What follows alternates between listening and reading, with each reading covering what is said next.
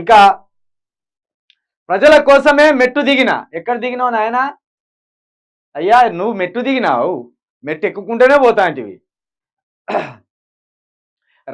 రాజకీయం కోసం కాదు, రాష్ట్ర అభివృద్ధికి కేంద్రంతో సఖ్యత ఉంటాం, సహకరించకపోతే కొట్లాడతాం, కడిగి పారేస్తాం. సీఎం రేవంత్ రెడ్డి రాజకీయం కోసం కాదు కానీ నీ వ్యక్తిగత కేసుల కోసం మాత్రం మోడీ దగ్గర నువ్వు తల వంచకపోతే కుదరదు.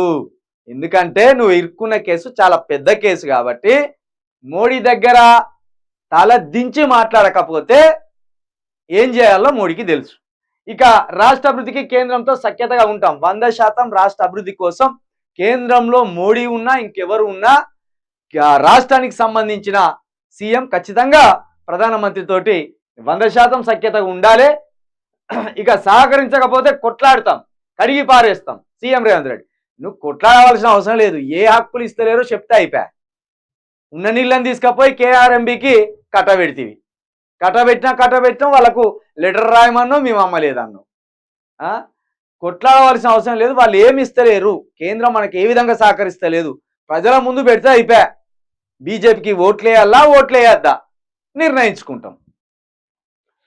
రక్షణ శాఖను కూడా గత బీఆర్ఎస్ సర్కార్ ఇబ్బంది పెట్టింది, ప్రజల అవసరాన్ని మర్చిపోయి కేంద్రంతో కిల్లి కజ్జాలు పెట్టుకుంది. అబ్బో, ఇప్పుడు కేసీఆర్ మీద నిందలేయాలి. కేసీఆర్ గిల్లి కజ్జాలు పెట్టుకున్నాడు కానీ నేను మోడీ నా మీద చేతులేసి తిరుగుతున్నాం మేము, ఆయన బడే బాయి నేను చోటే బాయి, ఇద్దరం కలిసి మేమిద్దరము భుజాల మీద వేసుకొని తిరుగుతున్నాం శైలు. కాకపోతే కేసీఆర్ ఏం చేసిండు, గల్లలు పట్టుకొని లొల్లి పెట్టుకున్నాడు మోదీతోటి. అంటే మరి కేసీఆర్కు ఏం లేవు కదా కేసులు, ఖచ్చితంగా రాష్ట్రానికి సంబంధించిన ఏమేమి రాలేదో ఖచ్చితంగా ఆయన కొట్లాడతాడు. నీలాగా తల దించేసి సార్ కేసులు ఉన్నాయి కాబట్టి నేను లొంగిపోయినా అని అన్నాడు కదా. ఎలివేటెడ్ కారిడార్ను మేము తీసుకొస్తే బీఆర్ఎస్ పోరాట ఫలితమని కేటీఆర్ చెప్పుకుంటున్నాడు. నువ్వు ఎప్పుడు వచ్చినావు, ఎప్పుడు తీసుకొచ్చినావు, ఏం చేసినావు? ఎందుకు ఈ ఏతుల మాటలు? ఏతుల రెడ్డి గారు ఎందుకు ఈ ఏతుల మాటలు? అట్లా వచ్చినో లేదో 25,000 ఉద్యోగాలు ఇచ్చినామని అబద్ధం ఆడుతీవి. ప్రజలు అంత అమాయకులు అనుకుంటున్నావేమో. కేసీఆర్కు లాంగ్ టర్మ్లో ఎట్లయితే షాక్ ఇచ్చిందో నువ్వు ఇట్లనే చేసుకుంటా పోతే నీకు షార్ట్ టైంలోనే షాక్ ఇస్తారు. నువ్వేమో అనుకుంటున్నావు కానీ పోరాటం అంటే ట్విట్టర్లో దిక్కుమాలిన పోస్టులు పెట్టడు కాదు.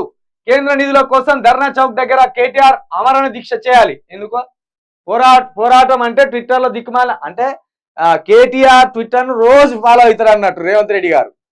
ఆయన ఏం పోస్టులు పెడతాడు, ఏం పోస్టులు పోతానని రోజు ఖచ్చితంగా ఫాలో అవుతారు అన్నట్టే. ఇక కేంద్ర నిధుల కోసం ధర్నా చౌక్ దగ్గర కేటీఆర్ ఆమరణ దీక్ష చేయాలి. ఆయన చేస్తే ఇప్పుడు కేంద్రం దిగత్తో రాదా కానీ ముఖ్యమంత్రిగా నువ్వు చేస్తే మాత్రం దిగత్తది. ముఖ్యమంత్రి రేవంత్ రెడ్డి గారు మీరు కనుక ఒక్క వారం రోజులు ఆమరణ దీక్షకు దిగితే ఖచ్చితంగా కేంద్రం దిగి వస్తుంది. ఇంకోటి ఏంటంటే నీ పాపాన్ని కూడా కడుక్కున్నట్టు ఉంటుంది. ఎందుకంటే నువ్వు తెలంగాణ ఉద్యమంలో లేవు, తెలంగాణ కోసం ఒక్కరోజు కొట్లాడినవు కాదు, తెలంగాణ బిడ్డలు చచ్చిపోతాయంటే కేంద్రాన్ని తెచ్చినోని కాదు, అప్పుడున్న కాంగ్రెస్ ప్రభుత్వాన్ని నీ గురువు గారైన చంద్రబాబు నాయుడు తోటి అనుకూలంగా లెటర్ రాపించినోని కాదు.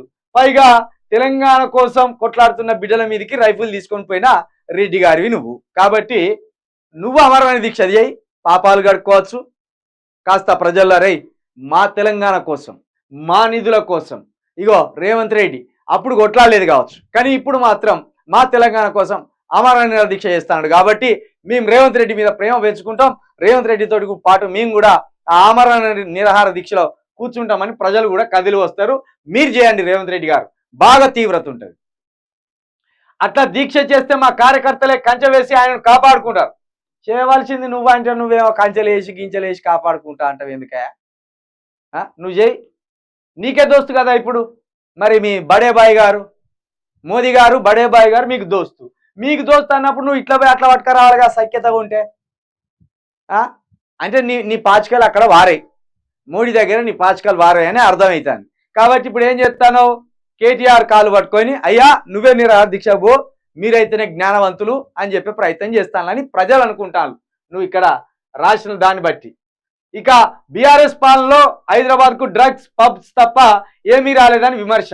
అయ్యా రేవంత్ రెడ్డి గారు, ప్యాకాట క్లబ్బులు మీ ఆయంలోనే వచ్చినాయి.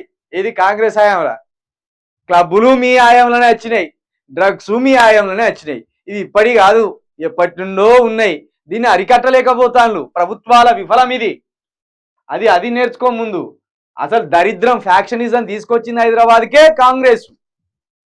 దొంగలను లంగలను తీసుకొచ్చిందే హైదరాబాద్కు కాంగ్రెస్. భూ కబ్జదారులను తీసుకొచ్చిందే నీ గురువు గారు చంద్రబాబు నాయుడు. ఇవన్నీ మర్చిపోతే ఎట్లా? చరిత్ర క్షమించదు.